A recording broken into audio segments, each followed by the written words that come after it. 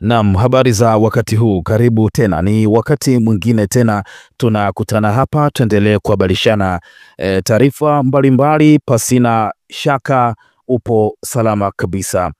Tumeshuhudia matukio mbalimbali ya utekaji yakizidi kutokea Tanzania, watu wakipotezwa, na tumeona wanaharakati wa chama cha Chadema, mwanaharakati wa haki za binadamu na mwanachama wa Chadema Mdude Nyagali ametekwa siku za hivi karibuni. Mpaka hivi sasa ni siku 20 na zimepita, haijulikani ni wapi alipo tangu alipotekwa na watu wasiojulikana. Lakini hapo nyuma tumeshuhudia matukio mengi ya utekaji makada wa Chadema. Tumeona hapo siku za nyuma wakina Deusdedith Soka pamoja na wenzake wakitekwa, mpaka sasa hawajulikani ni wapi walipo. Askofu Gwajima na mbunge wa jimbo la Kawe kwa tiketi ya Chama cha Mapinduzi amefunguka mambo mazito mno, akielezea masuala yote ya utekaji, lakini pia vikosi vya usalama, jeshi la polisi na kila kitu ambacho kinahusiana na swala zima la ulinzi na usalama, akielezea kiundani zaidi na kutolea mifano, akitolea mfano mtoto wa Rais wa Jamhuri ya Muungano wa Tanzania Abdul, ambaye pia anasema ni rafiki yake wa karibu, kwamba endapo ikitokea Abdul ametekwa na watu wasiojulikana, kesho yake akapatikana akiwa ametolewa macho, je, jambo hilo litachukuliwa la kawaida? Akimaanisha ya kwamba matukio mengi yamekuwa yakitokea na yanachukuliwa ni ya kawaida tu, jambo linapita tu na kupotea. Lakini kwa hiki ambacho amekizungumza Askofu Mkuu Emmaus Bandekile Mwamakula ameandika mambo mengi mno kuhusiana na swala zima la usalama, baada ya Askofu Gwajima kuzungumza vitu vingi sana kuhusu swala zima la ulinzi na usalama Tanzania, lakini pia akigusia zaidi masuala ya utekaji nchini Tanzania, lakini pia watu wengi katika matukio ya utekaji wakiwa wanajitambulisha kama ni askari wa jeshi la polisi. Ni kwa nini wanajitambulisha kama ni askari wa jeshi la polisi wakati sio askari wa jeshi la polisi? Moja kwa moja tuangalie kiundani zaidi alichokiandika Askofu Emmaus Bandekile Mwamakula, akielezea kiundani zaidi masuala mazima ya usalama, lakini pia watu wasiojulikana na masuala mazima ya utekaji. Askofu mkuu ameandika, askofu alonga kuhusu wasiojulikana wanaohujumu haki ya wengine kuishi. Tarehe 5 ya mwezi wa 3 mwaka 2025 saa 1:59 asubuhi nilijiwa na mtu nyumbani. Ujio wake asubuhi uliniogopesha. Ilikuwa ni baada ya mimi kupiga kelele juu ya mtu aliyetekwa, ambaye nilimpazia sauti kupitia pia mkutano wa Bawacha wa tarehe 8 Machi 2025. Nilisema wazi kuwa mtu yule alikuwa ni mtumishi wa serikali, lakini ndugu zake walitishwa ili wasiwe wanasema alikuwa mtu wa serikali. Yule mtu alisema kuwa hakutaka kuongea kwa simu, kwani ujumbe wenyewe ulikuwa ni nyeti. Alisema kuwa sio kila tukio serikali huhusika moja kwa moja. Kwa kauli hiyo nikabaini kuwa kuna matukio ambayo serikali huhusika moja kwa moja, mengine serikali haihusiki moja kwa moja na mengine haihusiki kabisa. Nilikuwa mateka kwa dakika 20 hivi katika makazi yangu, lakini nilisikiliza ujumbe ya Chui aliyekusudia ili awe msamaria mwema kwa askofu.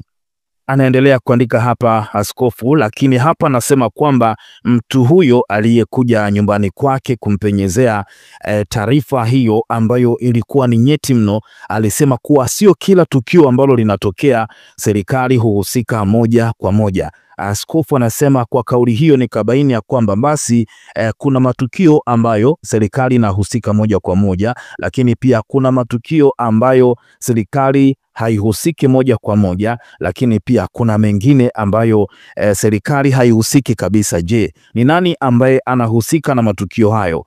na kukumbusha kidogo alichokisema Askofu Gwajima na mbunge wa Kawe. Alisema pia anahisi kuna kikundi cha watu nyuma ya mwanasiasa fulani ambaye analinda mambo fulani katika uongozi wake ambacho kinakuwa kinafanya kazi hiyo. Kikundi hicho ni tofauti na jeshi la polisi wa kawaida, yani ni kitengo cha usalama ambacho ni special kabisa kwa ajili ya kazi maalum. Tunaendelea hapa. Askofu Mwamakula anasema yule mtu alisema kuwa hakutaka kuongea kwa simu kwani ujumbe wake huo ulikuwa ni nyeti. Alisema baadhi ya mawaziri na wabunge walio na fedha nyingi humiliki vikosi vya siri. Alisema kuwa mtu yeyote aliyetishio kwa mipango yao wao humuua. Alisema kuna vikosi vilivyo nje ya siasa, lakini vikipewa pesa humuua mtu yeyote, na hivi hutumiwa na wanasiasa kuwatowesha pia watu wasiowataka. Narudia tena hapa. Anasema baadhi ya mawaziri na wabunge walio na fedha nyingi humiliki vikosi vya siri. Alisema kuwa mtu yeyote aliyetishio kwa mipango yao wao humuua. Alisema kuna vikosi vilivyo nje ya siasa, lakini vikipewa pesa humuua mtu yeyote, na hivi hutumiwa na wanasiasa kuwatowesha pia watu wasiowataka.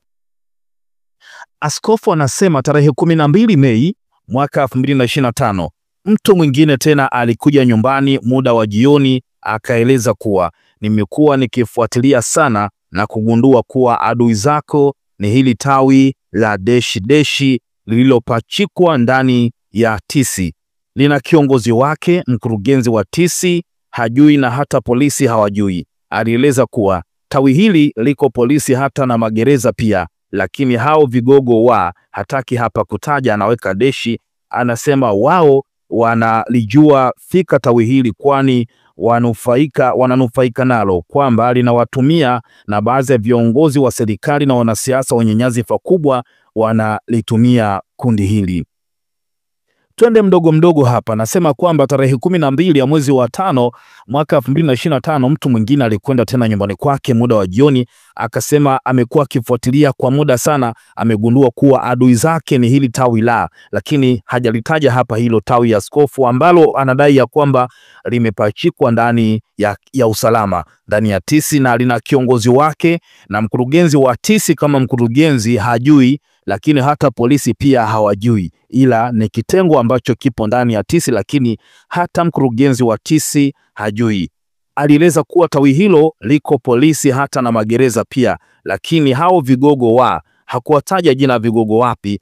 Wao wanalijua fika tawi hili kwani wananufaika nalo, kwamba linatumiwa na baadhi ya viongozi wa serikali na wanasiasa wenye nyadhifa kubwa serikalini.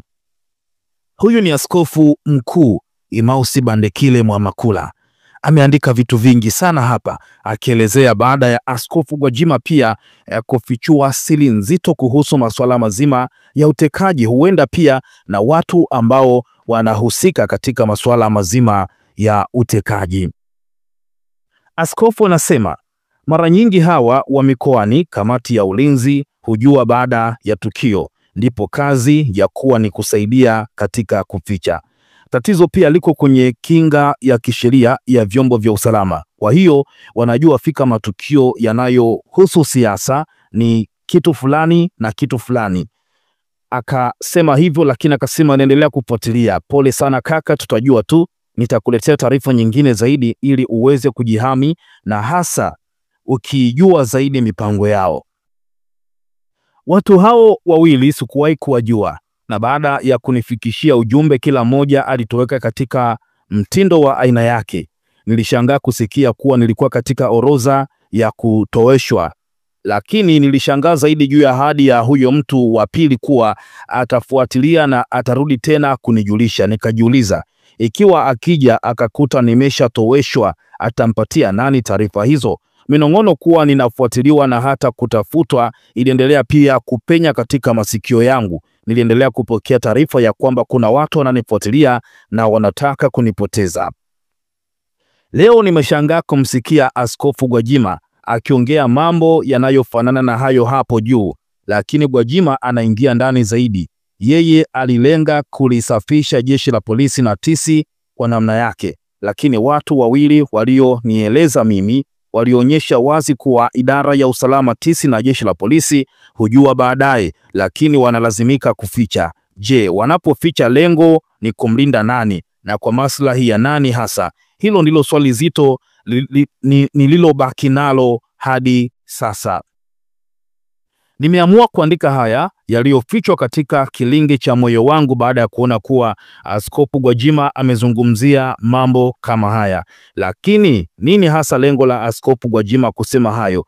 Je, kwa nini Gwajima ajitokeze kusema hayo wakati Tanzania imeandamwa sana kutokana na mambo ya unyanyasaji wa haki za watu ikiwemo utekaji? Nitachambua wakati mwingine maudhui ya mkutano wa Askofu Gwajima na waandishi wa habari uliofanyika tarehe 24 Mei 2025. Lakini nani ajuaye kama nitaishi kujua ukweli wa mambo hayo? Je, nani ajuaye kuhusu kifo changu kuwa kitakuja lini na kwa njia gani? Na kama hakuna mtu ajuaye, itakuwa ni kukimbiza upepo kuanza kuingia na hofu, kwani huenda hata hao tunaowaogopa na wao wamebakiza siku chache zaidi za kuishi, pengine kutuzidi hata sisi tunaotishwa kuuawa na wao. Ulakoze, je, nini kimekushangaza? Je, nini maoni yako? Mwanakondoo ameshinda, tumfuate. Askofu Emmaus Bandekile Mwamakula, Itunge, Dar es Salaam.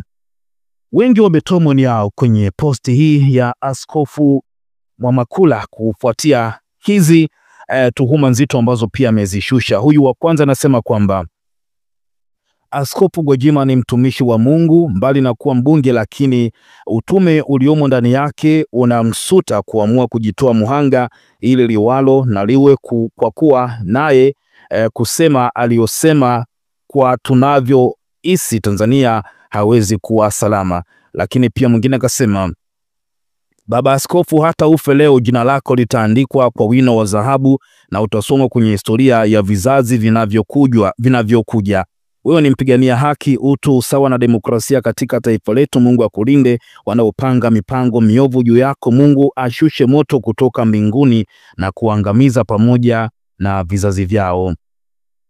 Lakini pia mwingine anasema, hata ndugu Humphrey Polepole alisema na alitahadharisha, tusipokuwa makini kuna kikundi kitajitengeneza ili kuendesha nchi kwa maslahi yao binafsi na si ya taifa. Lakini pia mwingine anasema, inaumiza sana kuunda vikosi ndani ya nchi, na huenda mafunzo hata silaha wanapewa hizi zinazonunuliwa kwa kodi zetu. Lakini pia mwingine anasema, inawezekana Gwajima amesoma upepo akaelewa kwamba jimbo lake lina wananchi wengi wa upinzani na kila kipima haoni sera atakayouza kutoka upande wa pili. Sasa kwa kuwa upande wa pili ni sikio la kufa, yani nisiambiliki, akaona atembe na ajenda za upinzani ili kuungwa mkono na wengi kwenye uchaguzi ujao. Pili, inawezekana katika sarakasi za kuwaachia majimbo wazee wa ubwabwa, jimbo lake ni mojawapo. Hii ni sayansi ya siasa, ni vigumu kuielewa kwa haraka, ila ishini nayo. Lakini pia mwingine anasema, Mungu atakulinda Baba Askofu, wewe ni baraka kwa taifa letu. Najisikia fahari kila ninapoona bidii yako katika kusema ukweli juu ya nchi hii, ninakuombea. Lakini pia mwingine anasema, Baba Askofu Mwamakula, binafsi ninaendelea kusema CCM sio chama kibaya. Sisemi hivi kwa sababu mimi ni kada wa Chama cha Mapinduzi. Hapana, ninasema hivi nikiwa najua matendo mengi mabaya yanafanywa na watu kwa malengo yao binafsi. Ndio maana nimekuwa nikishauri kufanyike maboresho katika katiba yetu ili kuweka ulinzi, usawa na utekelezaji wa haki katika taifa letu. Ninaamini upole wa Tanzania sio ujinga. Wakati ukifika, Mungu atamsaidia bubu asiyeweza kusema na atasema. Mwingine anasema, nimemwelewa sana vizuri Askofu Gwajima, mwenye D2 ameshajua mtekaji ni nani. Lakini pia mwingine anasema, tunazidi kumwomba Mungu haya mambo yafike mwisho. Tumalizie na watu watatu wa mwisho. Huyu anasema, maoni yangu ya uchambuzi wa taarifa hii ya Askofu Mwamakula, Taarifa hii ni nzito, ya kushtua na ya kutafakari kwa kina. Imegusa kiini cha kile ambacho kwa muda mrefu kimekuwa kikisemwa kwa minong'ono kuhusu wasiojulikana, utekaji, mauaji ya kisiasa na matumizi ya taasisi za dola kwa maslahi binafsi ya kisiasa. Kile kilichonishangaza zaidi ni moja, wazi na uthubutu wa askofu. Askofu Mwamakula hajaficha hisia wala hatari anazokutana nazo. Ametoa ushuhuda wa matukio aliyokumbana nayo binafsi, ikiwa ni pamoja na kupewa taarifa na watu wa ajabu kuhusu njama za utekaji au kuuawa kwake. Hii ni dalili ya uadilifu wa kiroho kwenye dhamira ya kusimama kwa ajili ya haki hata katika mazingira ya woga. Jambo la pili, taarifa za vikosi vya siri. Habari kuwa baadhi ya viongozi wa serikali na wanasiasa wanamiliki vikundi vya siri vya kuua na kuteka watu vinavyofanya kazi bila idhini rasmi ya vyombo vya usalama ni kashfa ya kitaifa. Iwapo ni kweli, ni jambo linalopaswa kuchunguzwa kwa kina bila woga. Lakini pia mwingine anasema taarifa ya TIS na polisi kutojua au kuficha. Ikiwa baadhi ya matukio yanajulikana baadaye na vyombo vya usalama, lakini kufichwa badala ya kuchunguzwa au kuripotiwa, basi inaonyesha kuwa mfumo mzima wa haki uko kwenye tishio kubwa na unahitaji kusafishwa kiroho, kimaadili pamoja na kisheria. Jambo la nne, kauli ya Askofu Gwajima. Taarifa kuwa Askofu Gwajima naye ametamka hadharani mambo yanayofanana na haya ni ishara kuwa sauti za viongozi wa kiroho sasa zimeanza kuungana dhidi ya giza la uonevu, na hiyo ni dalili nzuri ya uamsho wa dhamira ya kitaifa. Maoni na wito wangu, hili si suala la siasa tu, bali ni la utu. Unapogusa haki ya mtu kuishi, unagusa kiini cha uumbaji wa Mungu. Hili linapaswa kuwa jukwaa la watu wote wa imani, wanaharakati wa haki na kila Mtanzania mwenye dhamira njema. Taarifa kama hizi hazipaswi kupuuzwa. Ni wajibu wa serikali, vyombo vya usalama na taasisi za haki kuzichunguza kwa kina badala ya kuzipuuza na kuzifunika. Ukweli hauwezi kufichwa milele. Askofu Mwamakula ametoa ushuhuda wa kishujaa. Hili linahitaji ulinzi wa kisheria na wa kiraia. Tunahitaji Tanzania ambapo hata sauti ya mnyonge inaweza kusikika bila kuhatarisha maisha yake. Hitimisho, ni wakati wa watu wa Mungu kusema kwa sauti kubwa. Ukimya wa viongozi wa kiroho juu ya uonevu ni ushirikiano wa kimya na giza. Kama kweli mwanakondoo ameshinda, basi ni wajibu wetu kumfuata kwa kusema kweli hata inapogharimu uhai wetu. Amejibiwa hapa na huyu mtu anasema, umeongea kwa ustadi mkubwa. Nimeguswa na hilo la baadhi ya viongozi wakubwa wenye pesa kumiliki vikundi vya kuhatarisha maisha ya wale wasiowapenda. Nimeumia sana. Hebu fikiria kuwa katika familia za watu waliopotezwa na kuuawa, ungejisikiaje? Kwa kweli inauma. Machafuko yanaanza taratibu katika hali kama hiyo. Una nafasi pia, ndugu Mtanzania, kutuachia maoni yako kwa hiki ambacho amekiandika Askofu Emmaus Bandekile Mwamakula baada ya Askofu Gwajima kuzungumza, lakini akisema ya kwamba atakuja kuongea kiurefu zaidi kuhusu hiki ambacho amekizungumza Askofu Gwajima. Tuachie maoni yako na endelea kukaa karibu nasi kwa taarifa mbalimbali.